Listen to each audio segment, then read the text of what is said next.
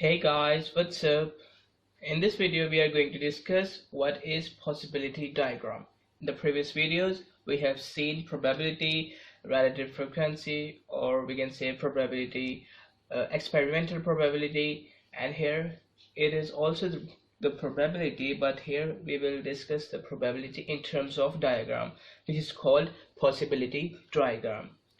So in this example I will taught you this with the help of examples.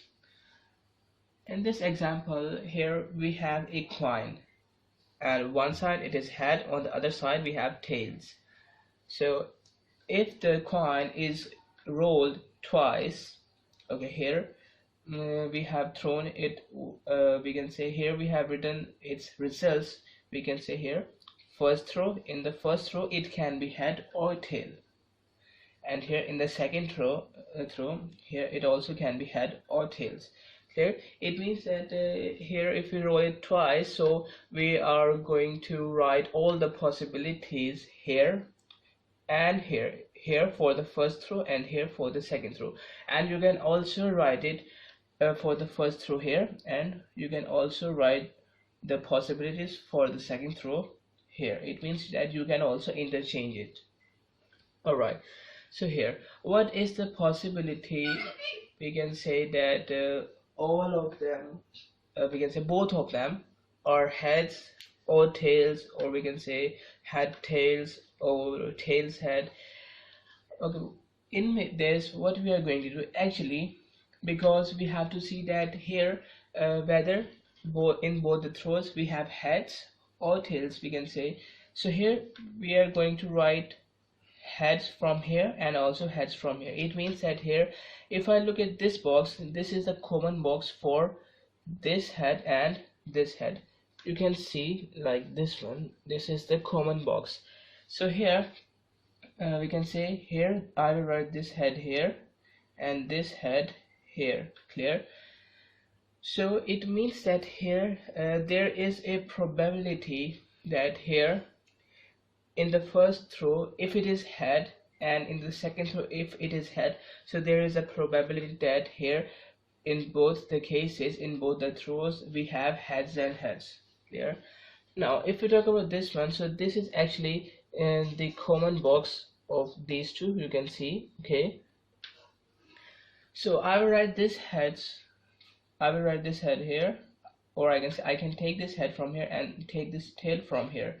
Okay, and now I can say that here if I have tails here from the first row, and here if I got heads from the second row, here the combination is of heads and tails. It means one times head and one times tails. Clear? Now let's say if I got head, okay, in our first throw. Okay, you can let me write here heads. Okay, and here if I say that here if I got tails from the second throw, okay, this is the common box of this one and this one, you can see. Okay,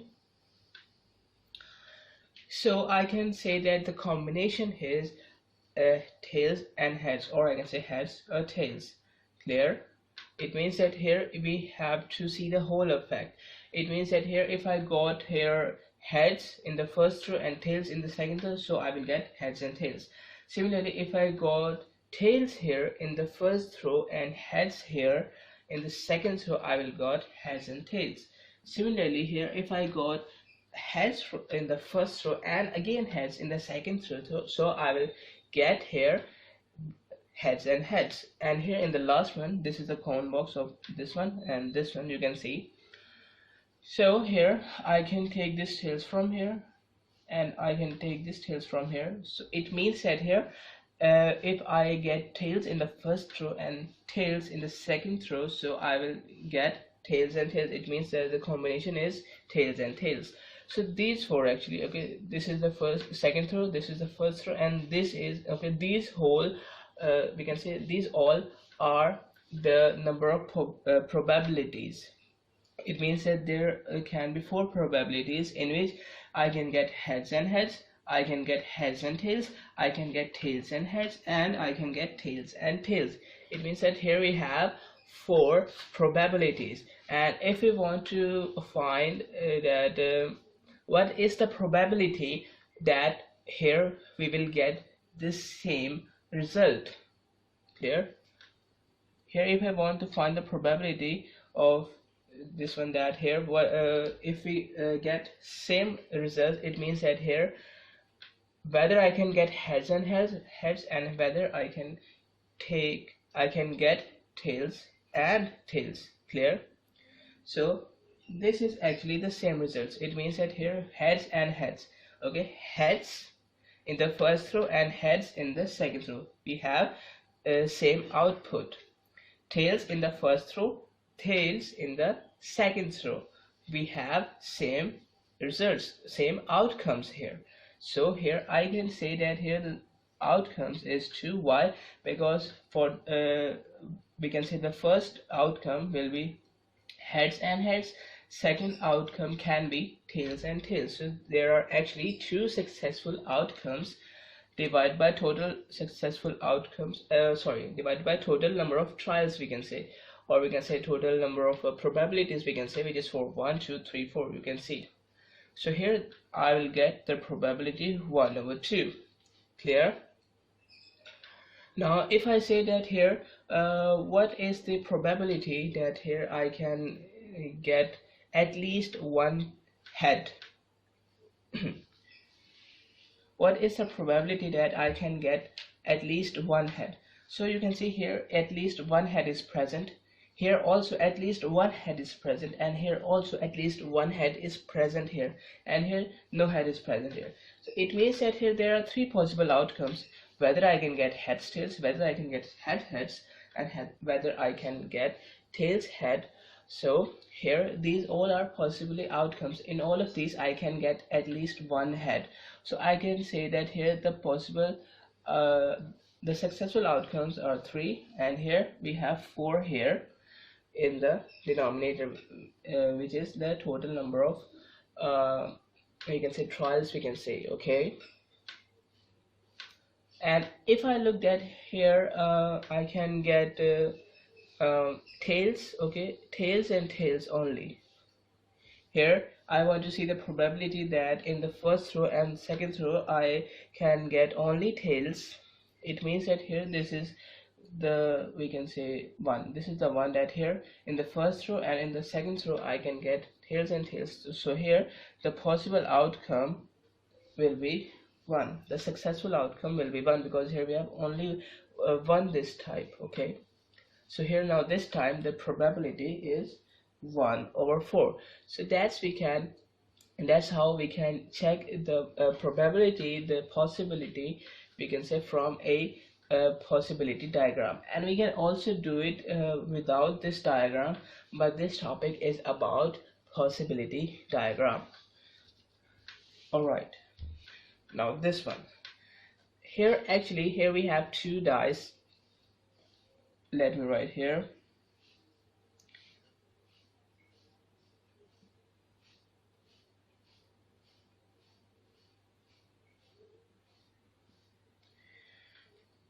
Here we have 2 dice, and here if I roll it at once, we can say if I roll both of them at a time, so what is the probability that here actually I can get we can say I can get here different numbers. So what is the probability that whether I can get 5 and 5, we can say 3 and 3, we can say 6 and 6, we can say 2 or 3, or 3 or 2, we can say. But this time here my question is little bit different. Here I want to find the probability whose we can say if I roll both dice at the same time, and here I have to see the probability that the sum of both the dice is 6. Okay, here I want to see the sum. I want to, we can say, I want to find the probability of those in which the sum is actually 6. So first of all, what I will do here, I will write here all the possible outcomes of the dice 1 and all the possible outcomes of the dice too. We know that here the outcomes is from 1 to 6 and 1 to 6, and here I want to get the sum of both the dices. Clear? It means that here if I let's say if I get 1 from the first dice and 1 from the second dice, we can say if I get 1 and 1, so their product, sorry, not the product, their sum will be equal to 1. We know, sorry, not 1, their sum will be equal to 2. Okay, so I am saying that here if I get 1 in the first dice and 1 in the second dice, their sum is 2. Okay, let's say if I get 1 in the first dice and this 2 in the second dice, let's say, because it's a probability, I can get any number here. So let's say if I get 1 in the first dice and 2 in the second dice, so actually their sum is 3. Okay, so this is the common box, I can say, you can see. Okay, this is the common box, so I will write their sum here. Sum is 3. 2 plus 1 will be equal to 3. Clear? So actually here we are going to take the sum. That's why I have written here a plus sign. It is for the sum here. Clear?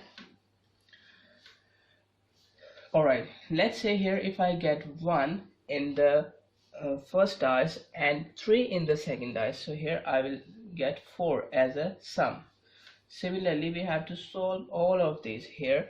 Let's say if I get 4 in the first dice and 4 in the second dice, so actually their common box is this one, you can see. Okay, so 4 in the first dice, 4 in the second dice, the sum will be 8, so I will write 8 in this dice. Clear? Alright, I hope you're getting my point. Similarly, let's see here, I will get 5 in the first dice and I will get 6 in the second dice, so the product will be 11, so I will write 11 in this. Clear? You're getting my point? Alright, let's say here I got 1 in the first dice, sorry, I got 3 in the first dice and 4 in the second dice, so their product will be equal to 7, so I will write 7 in this box. Clear? Like this one. Alright, similarly we have to fill all of these. Clear? So 4 from the first dice, 5 from the second dice, here I will get 6, so I will write 6 here. Clear? I hope you are getting my points. So let me fill whole of this diagram first. So here I have filled all this diagram. You can see here actually I have written the sum of we can say the possible answers here. Alright, so my question was here, what is the possibility that I will get 6 as a sum? Okay, if we take the sum of the first dice and the second dice, if I throw them at a single time. So probability, we know probability, it is equal to number of successful outcomes. So here actually how we can say how many times I will get 6 here. You can see here if I get 1 and if I get 5 I can get 6. If I got 2, if I got 4 I can get 6. If I got 3 I can get 6. Similarly 4 and 2 I will get 6. If I got 5 from the first dice and 1 from the second dice I can get 6.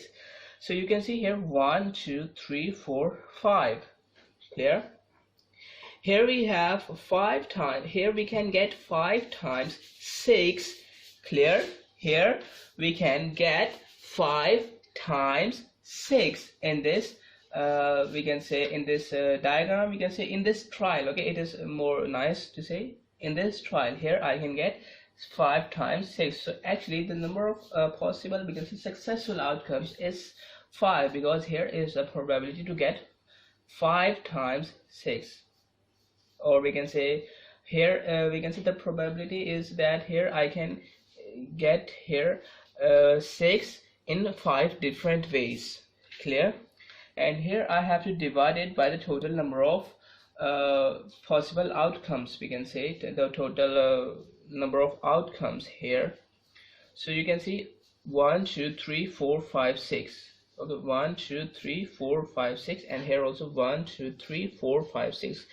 You can also count all the outcomes here, or it's a easy way to multiply the number of, we can say the number of elements present in a row and in a column. So 6 here and 6 here, so we can multiply 6 by 6. Here I will get 36, or you can count here all of these outcomes, all of the sums here. So here actually you will get 36 number of outcomes. So here I will write here 36. So actually this is the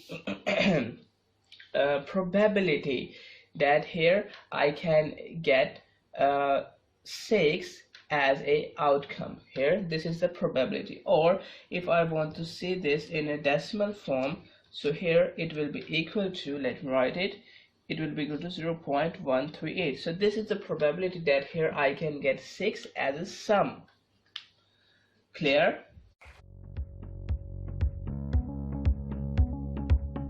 Access the entire Mathematics Demystified course at learneasy.us.